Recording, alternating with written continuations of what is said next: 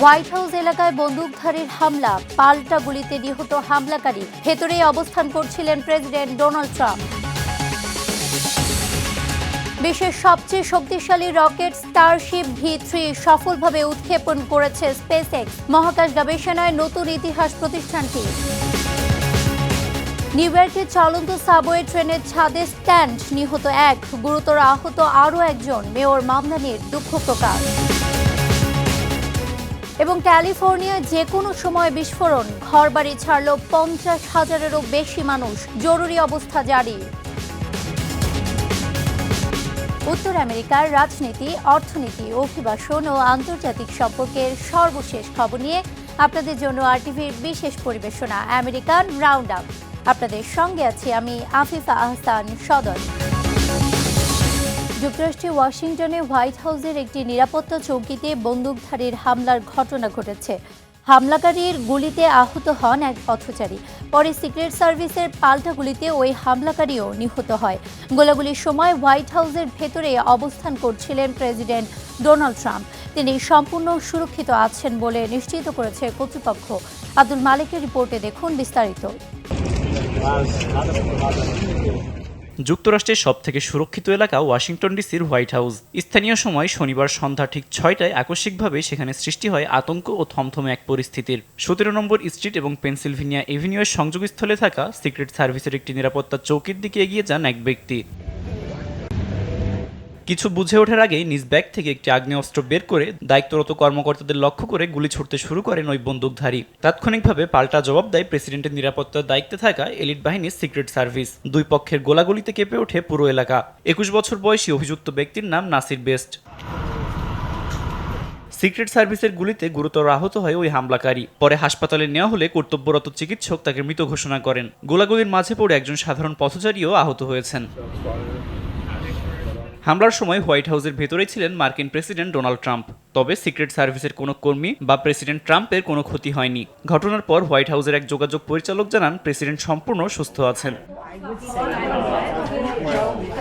প্রত্যক্ষদর্শীরা জানান উত্তর লন থেকে প্রায় 30টিরও বেশি গুলির শব্দ শোনা যায়।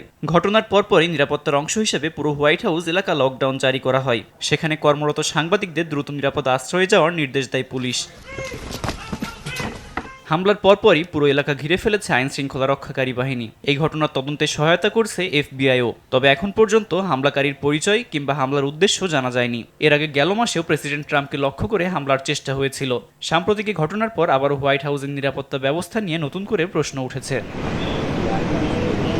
Abdul Malik, RTV। First lady Melania ট্রাম্পের বিরুদ্ধে লেখক মাইকেল উলফের দায়ের করা মামলাটি খারিজ করে দিয়েছে নিউ ইয়র্কের ফেডারেল আদালত। বিচারক মেরি কে ভিসকোসিল উলফের আইনি প্রক্রিয়াকে বিকৃত বলে মন্তব্য করেছেন। একই সঙ্গে উভয় পক্ষের কাঁদা ছোড়াছুড়ির সমালোচনা করেন তিনি। জেফ্রি অ্যাপস্টেইনের সঙ্গে মেলানিয়ার সম্পর্ক নিয়ে মন্তব্যের ছেড়ে উলফকে $1 বিলিয়ন মানহানি মামলার হুমকি দিয়েছেন মেলানিয়ার আইনজীবী। পাল্টা জবাবে উলফ আদালতে যান এবং দাবি করেন ট্রাম্প পরিবার ভয় দেখিয়ে মানুষের বাক স্বাধীনতা কেড়ে নিতে চায়। মেলানিয়া অবশ্য অ্যাপস্টেইনের সাথে যে কোনো সম্পর্কের কথা তীব্রভাবে অস্বীকার করেছেন। বিচারক জানান তাদের মধ্যে প্রকৃত বিরোধ থাকলেও প্রচলিত সাধারণ নিয়মেই তাদের আইনি লড়াই চালাতে হবে।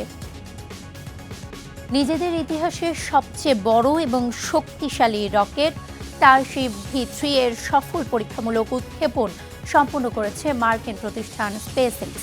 এর মাধ্যমে মহাকাশ গবেষণায় নতুন ইতিহাস তৈরি করেছে প্রতিষ্ঠানটি। মার্কিন মহাকাশ গবেষণা সংস্থা নাসাও চাঁদে নভোচারী পাঠানোর জন্য এই মেগা রকেটের নতুন সংস্করণের ওপর ব্যাপকভাবে নির্ভর করছে। বিস্তারিত জানাচ্ছেন আব্দুল মালিক। যুক্তরাষ্ট্রের টেক্সাসে অবস্থিত স্পেসএক্সের স্টারবেস উৎক্ষেপণ কেন্দ্র। এখান থেকে এবার উৎক্ষেপণ করা হলো ইলন মাস্কের প্রতিষ্ঠান স্পেসএক্সের অন্যতম বড় এবং শক্তিশালী মেগা রকেট স্টারশিপ V3। পরীক্ষামূলক উৎক্ষেপণ হয়েছে সফল।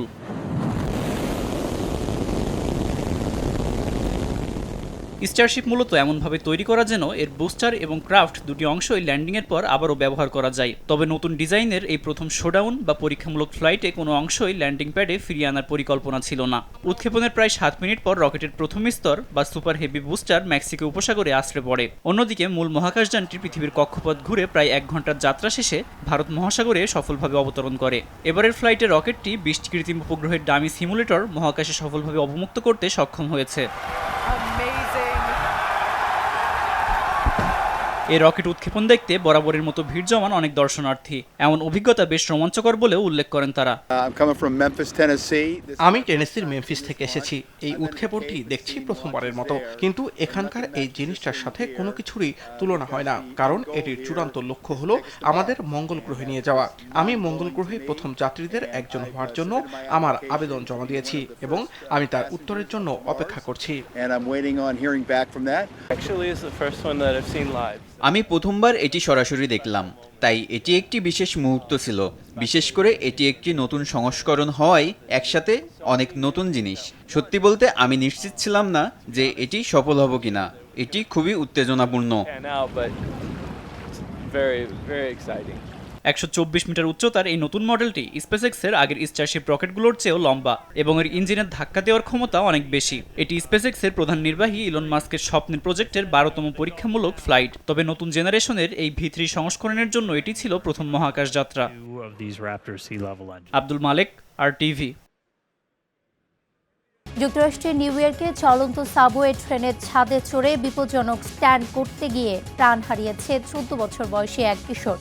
গুরুতর আহত অবস্থায় হাসপাতালে ভর্তি রয়েছে আরও এক তরুণ।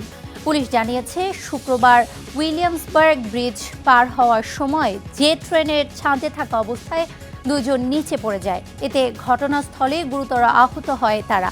পরে হাসপাতালে নেওয়া হলে 14 বছর বয়সী কিশোরকে মৃত ঘোষণা করা হয়। নিউ ইয়র্ক সিটি ট্রানজিট জানিয়েছে সাম্প্রতিক বছরগুলোতে সাবওয়ে সার্ফিংয়ের ঘটনা উদ্বেগজনকভাবে বেড়েছে। ঘটনাটিকে প্রতিরোধযোগ্য ট্র্যাজেডি বলে উল্লেখ করেছেন মেয়র জোহরান মামদানি। ক্যালিফোর্নিয়ার অরেঞ্জ কাউন্টির অ্যারোস্পেস কারখানায় বিষাক্ত রাসায়নিক ট্যাঙ্কে লিকেজের ঘটনায় জরুরি অবস্থা জারি করেছেন গভর্নর গ্যাভিন নিউসম। বিস্ফোরণের আশঙ্কায় আশেপাশের এলাকা থেকে 50,000-এরও বেশি বাসিন্দাকে নিরাপদে সরিয়ে নেওয়া হয়েছে।